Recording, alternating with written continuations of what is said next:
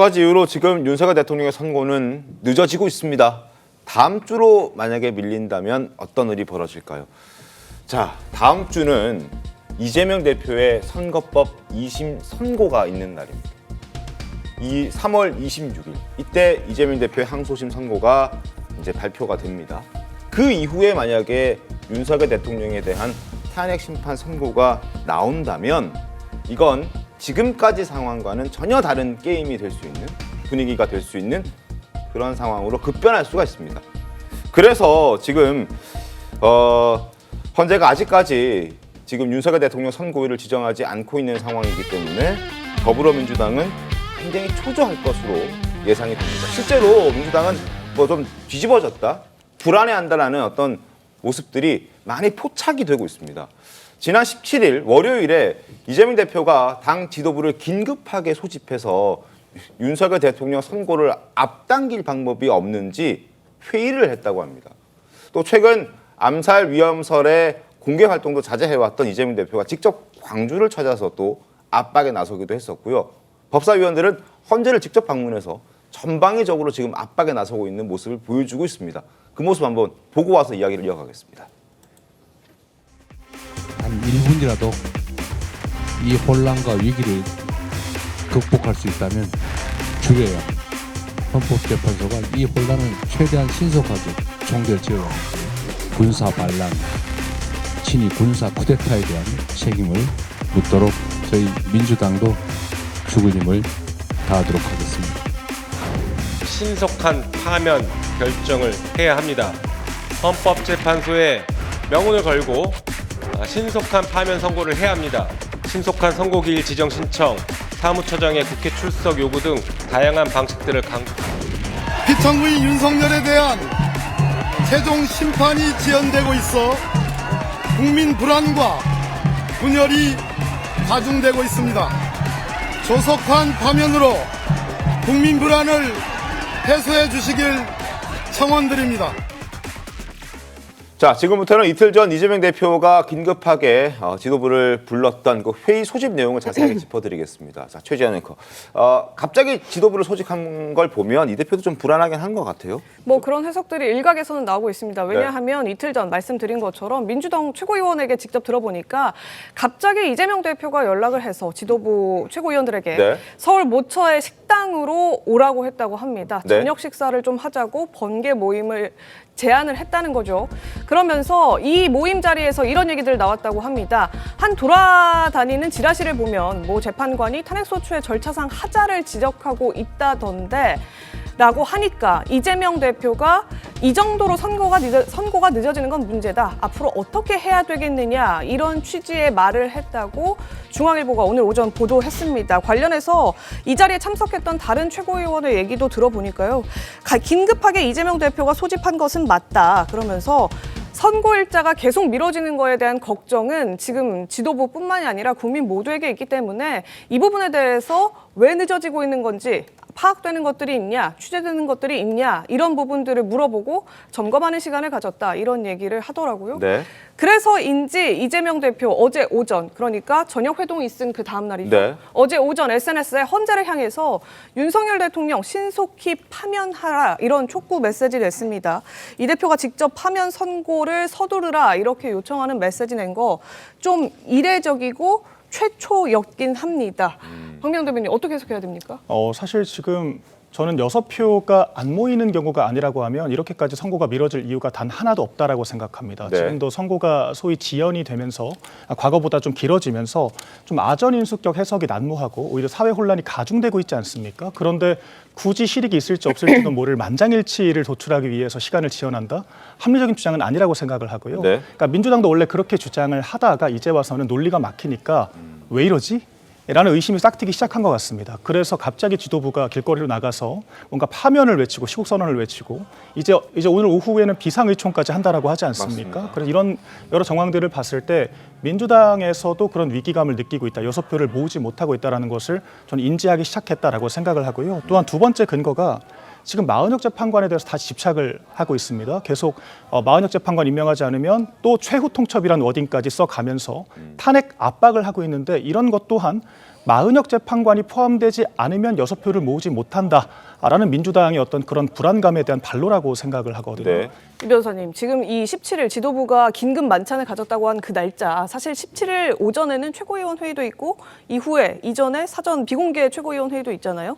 지도부 만나서 얘기할 일이 많은데 그럼에도 불구하고 밤에 다시 국회가 아닌 외부 모처에서 이렇게 만찬을 하면서 선고 일자에 대해서 논의를 좀 나눴다는 거예요. 그러니까 내부에서도 어떻게 보면 지금 분투를 다퉈야 하는 시각에 좀 선고 일자 잡히지도 않고 향방이 어떻게 될지도 모르겠고 이런 거에 대한 좀 답답함이 있는 것 아니냐.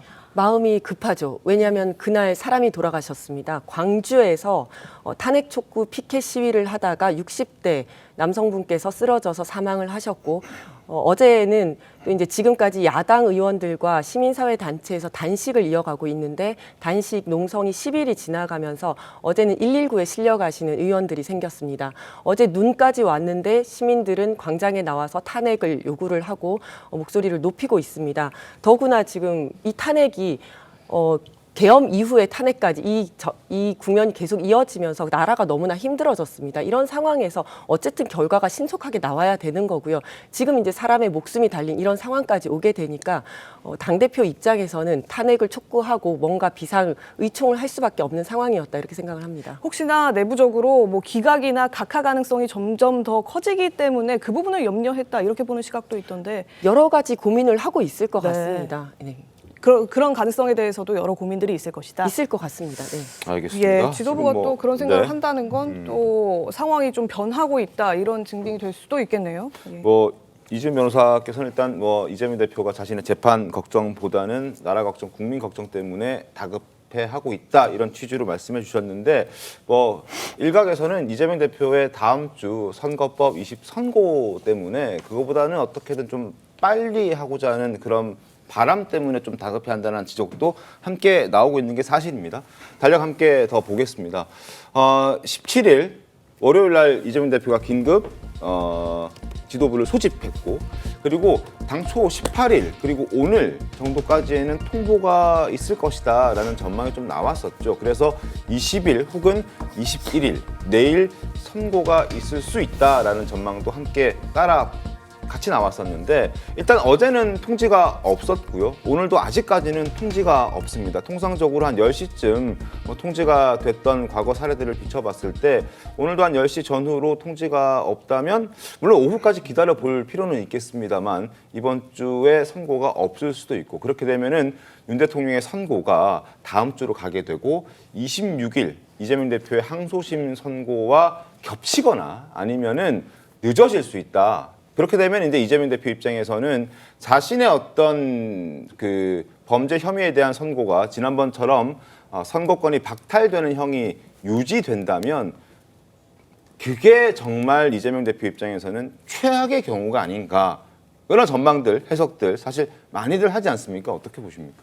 그렇습니다. 지금 이재명 대표로서는 어제 그 신속한 파면 선고를 해달라고 하는 SNS 메시지, 신속한의 방점이 있다고 보여지는데 두 가지 점에서 대단히 부적절하죠. 말씀하신 것처럼 이재명 대표는 헌법재판소가 탄핵 심판을 언제 선고하느냐에 따라서 본인의 피선거권을 유지한 채 대통령 선거를 만약에 조기 대선이 있을 경우에 끝까지 완주할 수 있는지 여부에 관해서 중대한 이해관계가 있는 인물입니다. 네. 26일 본인의 선고 이후에 거기서도 당선 무효형이 나오고 상고를 했다고 가정했을 때 헌재 탄핵 심판 결과가 그 뒤에 나온다. 조기 대선이 만약에 있는 결과다. 그랬을 때는 대선 도중에 대법원 선고가 나올 가능성을 조금이라도 낮춰야 되는 그런 측면이 있기 때문에 우리 5천만 국민 중에서 4,999만 9,999명은 헌재가 언제 선고할지에 대해서 이런저런 의견을 말할 수 있을지라도 이재명 대표만큼은 그것에 대해서 언급할 자격이 없는 인물이다. 이렇게 제가 말씀드리고 싶고요. 또 한 가지는 이재명 대표 본인은 그동안에 본인의 선거법 재판이 어떻게 진행됐습니까? 6개월 만에 끝났어야 될 선거법 1심 사건이 무려 799일이 걸렸습니다. 그 사건이요. 시각이 오전에서 오후나 오후에서 오전으로 바뀐 경우 빼고 날짜가 변경된 경우만 9번 있었고 연기로 처리된 적이 1번 있었습니다. 네. 이렇게 10번에 걸쳐서 기일이 사실상 변경되다시피 하면서 오래 끌어온 사건인데 무슨 염치로 탄핵 심판은 신속하게 선고하라고 말을 하느냐. 이런 점에서도 대단히 부적절하다고 말하지 않을 수가 없는 것이죠. 네, 이 민주당 김용민 의원은요, 지금 윤석열 대통령 탄핵 선고가 늦어질수록 시간은 윤석열의 편이다, 이런 주장을 하면서 갖은 방법을 동원해서 이 선고기를 앞당기겠다, 어제 공개적으로 얘기를 했습니다. 지금 언론 보도에 따르면 이 대표의 헌재를 향한 SNS 이런 글이나 민주당의 압박들에 대해서 헌재 재판관들이 신경을 쓰지 않을 수 없을 거다, 이런 얘기도 나오거든요. 민주당이 이렇게 대외적으로 메시지를 크게 공개적으로 세게 낼수록 헌법재판관들도 마음이 동할 수밖에 없다, 의식을 할 수밖에 없다, 이런 해석이에요. 저는 개인적으로 헌법재판관들이 정치권에서 빨리 뭐 선고해라 압박한다고 해서 저는 그 압박 받지 않을 거라고 생각을 합니다.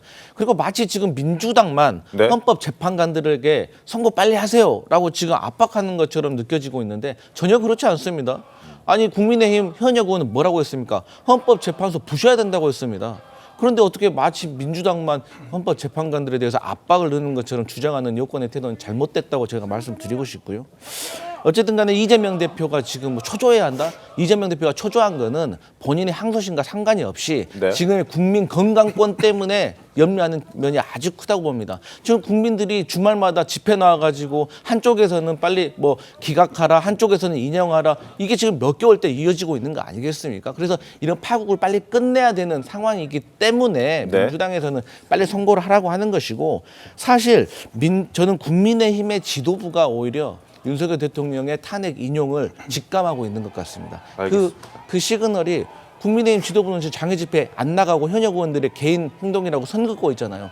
아니 탄핵이 기각될 것이 확실하다면 막아야죠. 근데 인용되면 조기 대선이 있을 것이고 조기 대선 때 중도층 포용하기 위해서 지도부가 선 긋고 있다. 그래서 저는 초조해하는 것은 국민의힘도 마찬가지다, 이런 말씀 드리겠습니다. 알겠습니다.